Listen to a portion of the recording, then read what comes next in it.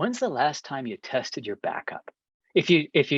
So, you know, I trust, hey, my IT guy, he's been my IT guy for 10 years. Well, how do you know your backup works unless you test it? The same thing with your car. Hey, I got a car. I haven't driven it for 10 years, right? But it should be working.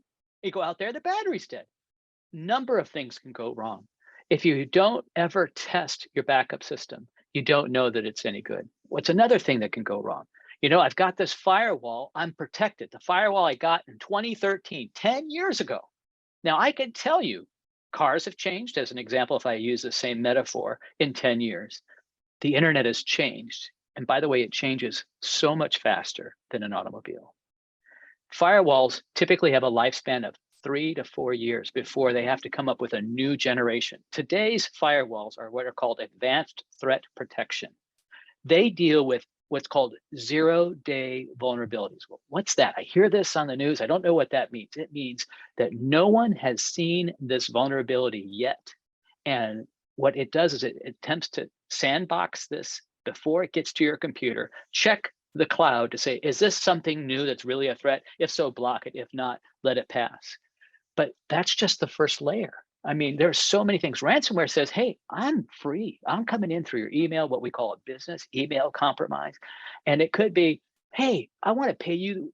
Please click here and I'll send you a check. Or, your staff may not be paying attention and they click on the wrong thing and something gets downloaded on your system and it only resides in memory. It's called fileless malware.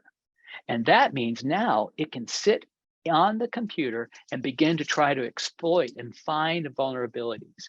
So patching your systems isn't enough. Having the most current firewall isn't enough.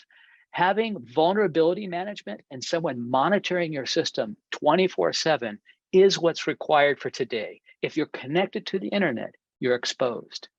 If you have valuable information, employee payroll files, has social security numbers, dates of birth, that's valuable information. It can be used against you. If ransomware gets in, it has a three-pronged approach. The first prong is, I'm going to get a copy of your data. Then I'm going to encrypt your data. And then I'm going to come after you and say, hey, you got to pay me, otherwise you lose it all. And you go, fine, I got a good backup. We just tested it last week. We're going to use that. And it says, we have a copy of all of your data. And for your employees, we're going to start exposing them on the internet. You're going to have to deal with that. Or we'll go after them if you're your customers. Let's say you're in the healthcare space. Now they can go after your patients. And it's a data breach at that point. And you have to remediate, and it gets very expensive.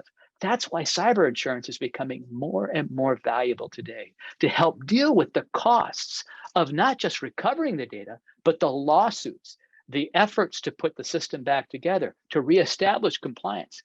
It makes no mention to what reputational damage takes place. Remember, Expedia said, hey, we're a security company. We're going to validate your credit rating.